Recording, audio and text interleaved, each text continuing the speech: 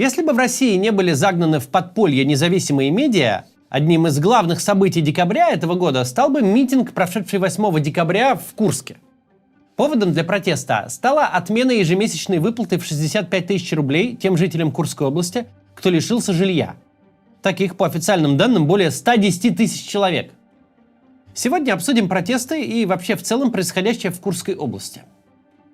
Прежде чем начнем, напомню, в описании ссылка, как обходить блокировки, вернуть себе в России нормальный интернет. Среди них спонсор рубрики VPN Liberty, который дает месяц бесплатно и без привязки карты.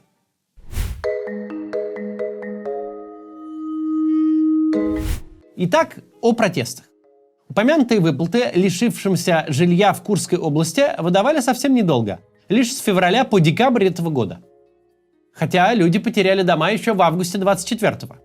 На эти деньги беженцы могли арендовать квартиры и выплачивать ипотеку. И да, по словам митингующих, ипотечные платежи за потерянные жилища никто не списывал и не приостанавливал, несмотря на все заявления о кредитных каникулах. Нас душат долги. Мы вынуждены платить ипотеки и кредиты за дома, которых фактически нет. И параллельно отдавать последние деньги за аренду чужих квартир. Отмена выплаты 65 тысяч рублей добьет нас окончательно. Мы станем бомжами с долгами. И Владимир Путин, и губернатор Курской области Александр Хинштейн ранее объявляли, 65 тысяч в месяц будут выплачиваться бессрочно. То есть до тех пор, пока люди в них нуждаются. Я просил бы возможность такую меру поддержки 65 тысяч, по крайней мере, на текущий период сохранить. Согласен, так нужно сделать до тех пор, пока люди не смогут вернуться в свои дома. Строго говоря, это была манипуляция. Ведь выплата привязана не к реальным потребностям людей, а к периоду действия в области режима контртеррористической операции, который можно в любой момент отменить. Но режим этот никто не отменил, он пока действует. Так что деньги вроде как должны выплачиваться исправно. Более того, еще 19 ноября «Аргументы и факты» выпустили материал с заголовком «До возвращения домой Курян просит не верить фейкам о скорой отмене выплат». В то время Хинштейн успокаивал людей и пытался развеять слухи. Но уже 6 декабря, совершенно внезапно для местных жителей, он же заявляет, что выплаты прекращаются, а средства будут направлены на другие цели. Чтобы, цитирую, «дать новый импульс экономике региона». Об этом же заявляет зампред правительства Денис Мантуров. Причем тоже преподносит новость как позитивное изменение. Масло в огонь подливают реплики, что, мол, жители области должны были сами защищать свои дома от украинской армии. Так выразилась, в частности, помощница Хинштейна Виктория Пенькова. А на местный телеканал 7 пригласили предпринимателя, который разъяснил беженцам, что они и так получали от государства слишком много и вообще отвыкли работать. Сейчас ажиотаж идет, вот выплата 65 тысяч прекратят. И с моей точки зрения это правильно. Но на дармовщинку жить все время нельзя. Дали эти деньги, вот год... Вот люди получают, тут на семью, в среднем я слышал, где-то 3 600. 3 миллиона на 4 Если, человек. Да, среднестатистическая семья, да. 4 человека, 2 взрослых, 2 детей, 65 тысяч. Да, вначале же вообще говорили, что 1 000 000 рублей, а это 3 600 дали. И люди привыкли, как хорошо, не работать, ничего не делать, а деньги вот они. Но придется привыкать к старому, такого ж не будет. Не будет государство содержать нас всех. Предприниматель этот Александр Полин по случайному совпадению совершенно состоит в «Единой России». Недавно возглавлял казенное учреждение и отработал 5 каденций как депутат. Еще год назад, в ноябре 24-го, в Курске были протесты, мы о них рассказывали. Тогда и местные, и федеральные власти довели беженцев до точки кипения. Сейчас настроение у митинга другое. Люди в отчаянии. И далеко не только из-за отмены выплат. Они, скорее, нанесли добивающий удар. Все последние 1,5 года путинская система играла с курскими беженцами в наперстке. За обманом следовал обман, за одной разводкой новая. Аферы стали способом взаимодействия с гражданами, причем не только в Курской области, но там особенно.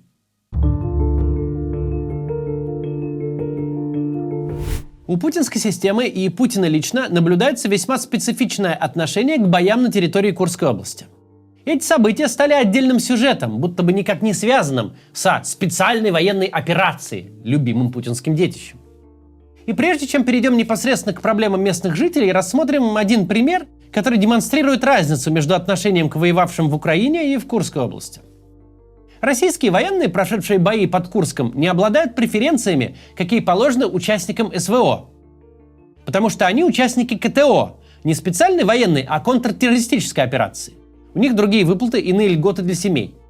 Путин несколько раз публично возмущался, обещал исправить несправедливость. Но совсем недавно, 9 декабря, на заседании Совета по правам человека, Путину опять жаловались на неравенство. В частности, семьям погибших на КТО не списывают кредиты, в отличие от погибших на СВО. Хотя, казалось бы, на КТО люди защищали Россию от внешнего вторжения, в отличие от СВО, где люди вторглись в соседнее государство. Но нет. Сейчас небольшая реклама и продолжим. Есть шутка. Жизнь в России – это игра с повышенным уровнем сложности. И есть в ней доля правды. Нормальный интернет только с VPN. Чтобы поехать за рубеж, нужно пройти целый квест с оформлением виз и выбором маршрута. Чтобы расплатиться за границей, нужна карта иностранного банка, иногда несколько, ведь виртуальные карты не всегда подходят для оплаты. А именной пластик получить самостоятельно, без местного ВНЖ, очень сложно, дорого и долго. Чтобы все получилось, можно обратиться к специалистам, которые сотрудничают с проверенными банками и предложат сразу несколько решений под ваш запрос. От недорогих карт с бесплатным обслуживанием до премиальных счетов с открытием ИП. Такие специалисты работают в компании SkyZit. Они оформляют карты и счета в банках ближнего зарубежья – Казахстана, Грузии и других стран. Компания давно на рынке и уже помогла более чем 15 тысячам клиентов. Карты оформляются официально и удаленно. Именной пластик доставляют к вашей двери. Нам тоже такие выпустили, мне и еще нескольким сотрудникам редакции. Мы карты протестировали в разных странах, все работает. Плюсы подобных карт – это приложение на русском языке, возможность пополнять переводом с российских карт прямо со счета в Сбере или в Т-банке. Курс валют при этом близок к курсу ЦБ, лишних конвертаций не будет. Сможете, как и раньше, пользоваться за рубежом различными Pay-системами, снимать наличные где угодно, оплачивать иностранные сервисы, бронировать авиабилеты, автомобили и отели. А еще у вас появится страховка путешественника, станут доступны ускоренные проходы в бизнес-залы в аэропорту. Оформить себе карту вы можете в удобном Telegram-боте или через менеджера. Вам понадобится только загранпаспорт любой страны или внутренний паспорт России. Поддержка сопроводит вас на всех этапах, от заявки в банк до первой аренды автомобиля. Обращаться к ним можно по любым вопросам. И все это без серых схем и по доступным ценам. У SkyZit даже есть рассрочка с первым платежом через месяц. По промокоду КАЦ будет скидка от 5 до 15 тысяч рублей. Переходите по ссылке в описании, активируйте скидку и верните себе привычный комфорт в путешествиях вместе со SkyZit. Спасибо, что смотрите рекламу. Она позволяет каналу оставаться независимым и говорить, о чем мы хотим. Продолжаем. Российские власти принципиально проводят водораздел. Война с Украиной существует отдельно, а вторжение в Курскую область – это не имеющий отношения к войне теракт. Любой адекватный человек понимает, есть неразрывная причинно-следственная связь между вторжением российской армии в Украину 24 февраля 2022 года и вторжением в ВСУ 6 августа 2024. Однако Владимир Путин лично и прямым текстом эту связь разрывает. Режим КТО, о котором я сказал, а еще судилище над пленными украинцами, которых судят не как комбатантов, а как вторгшихся террористов. Это персональная идея Путина. Так он снимает с себя ответственность за прямые последствия собственного решения начать войну. Представим себе другую реальность, где Путин нападает на Украину, однако говорит: «Я, мол, эту войну начал, и я отвечаю за все последствия». Тогда алгоритм действия после вторжения ВСУ в Курскую область был бы простой довольно. Российское государство должно было бы безоговорочно компенсировать все материальные потери, понесенные местными жителями. Недвижимость, подсобные хозяйства, мебель, бытовая техника, автомобили – все возмещается за счет бюджета в полном объеме. Однако путинская система врубила режим наперсточников. Приведу несколько способов кинуть граждан.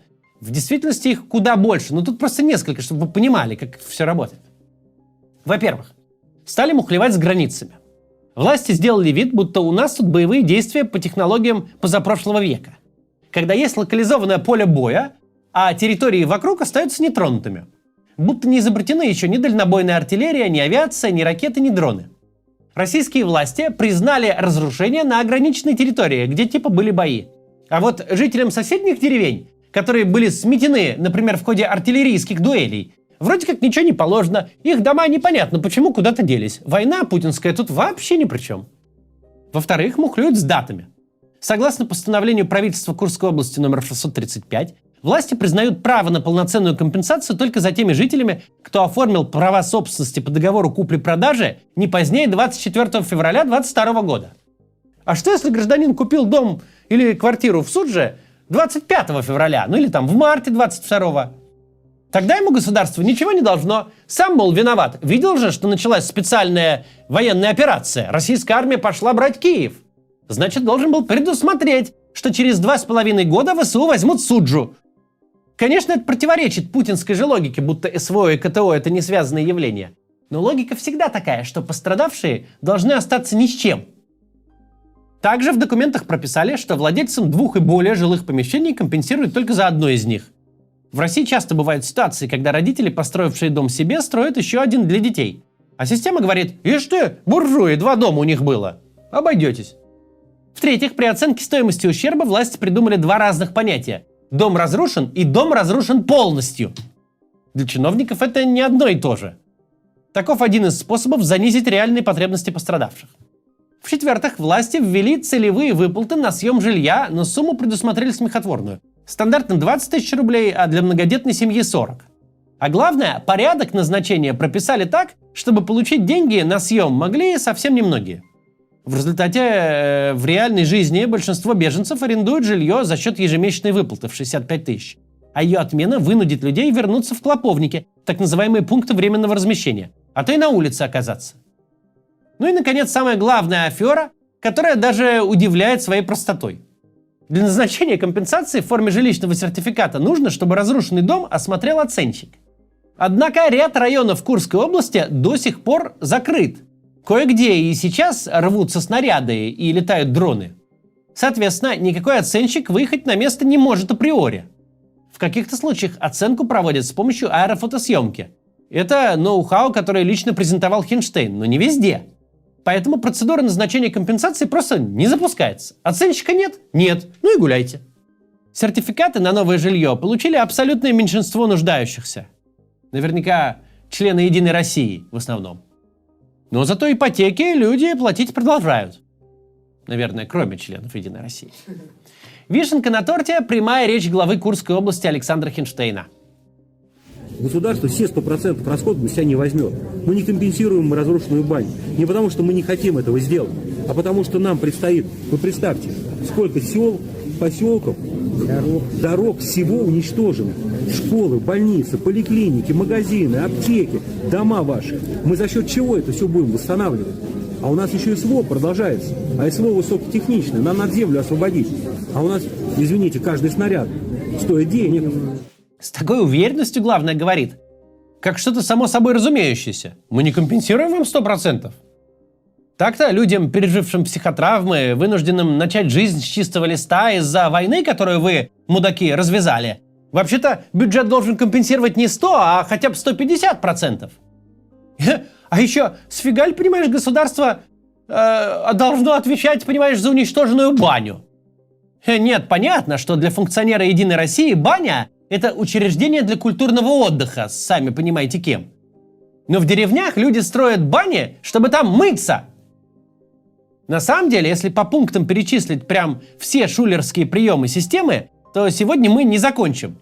В общих чертах все эти приемы можно описать так. Была определенная официальная линия, мол, Путин не несет ответственности за то, что Украина ни с того ни с сего вдруг взяла и напала на Россию. Затем система придумала кучу фильтров, чтобы отсеять как можно больше претендентов на компенсации. Но даже прошедшим фильтры стараются дать как можно меньше. Ведь, дескать, местные жители сами виноваты, должны были защищаться от вторжения. Некоторые беженцы, как я уже упомянул, оказались виноваты в том, что поселились в Курской области не вовремя. Типа, надо было думать, прежде чем покупать дом у подножья вулкана. Теперь вулкан виноват. Путин-то при чем? А все вместе куряне виноваты, дескать, в том, что не встали на защиту своей области. Такие заявления звучали в 2024 году и звучат до сих пор. Скажите, это вы сказали, надо было защищаться нам, да? А кто же это? Она сказала? Это же вы сказали. Как это? Нет, я сказала. Вы сказали, скажите, а каким образом мы должны были защищаться? Вот тогда повторите, пожалуйста, на телефон мне, я запишу. Мужчины должны защищать свои дома. А почему? Особенно чиновники упирают на то, что в разрушенных населенных пунктах были в том числе здоровые мужчины. Значит, они, видимо, получается, должны были взять в руки топоры, вилы, охотничьи ружья и травматические пистолеты, это которые для защиты от хулиганов и стреляют резиновыми пулями, и пойти с этим всем добром на украинские танки. А еще лучше с аккордеоном и черенками от лопат. Тогда Никита Михалков снял бы по мотивам «Утомленные солнцем 3». Иду я в ресторану, сыграю в лесах, сыграй, дорогой, теперь, наверное, я не сыграю, карман ты белый. Пока что единственным осязаемым последствием митинга в Курске стало задержание беженки Алены Лесковой, которая зачитала на улице одно из обращений. К счастью, из полиции ее отпустили без составления протокола, иностранным агентом пока тоже не признали. В прошлом году был случай, когда беженца оштрафовали за подобное. Тогда же Роскомнадзор заблокировал группу во ВКонтакте «Суд же бесплатные объявления», где беженцы общались между собой и анонсировали акции. В случае с Курской областью мы хорошо видим, как путинская система пытается сесть на шпагат. С одной стороны, требования беженцев для Путина абсурдны. Крестьяне не могут требовать что-то с императора, ведь у самодержцев в принципе нет такой функции – отвечать перед крестьянами и разбираться с их проблемами. Император набирает из них рекрутов в армию и идет творить историю. В этом его роль. С другой стороны, правила приличия не позволяют проговорить это прямо вот вслух. Нельзя же сказать беженцам из Курской области прямым текстом, мол, вы низшее сословие, и то, что вы попали в жернова истории, дело ваше, а не царское. Путину и его соратникам приходится вслух произносить какие-то правильные вещи и на словах даже брать обязательства, чтобы потом находить вот эти вот габистские вот эти вот приемы шулерские, наперстнические, чтобы не исполнять те обязательства, которые они на себя берут, а всю нелицеприятную информацию просто блокировать. Путину очень некомфортно в эпоху гражданских наций. Вот хорошо было Петру Великому. За 42 года на престоле много ли было случаев, когда он занимался крестьянскими хатами, пострадавшими от войн или стихии. Петру не нужно было специально что-то придумывать, чтобы избавить себя от такой неблагородной работы. Он, в принципе, не обязан был ее исполнять.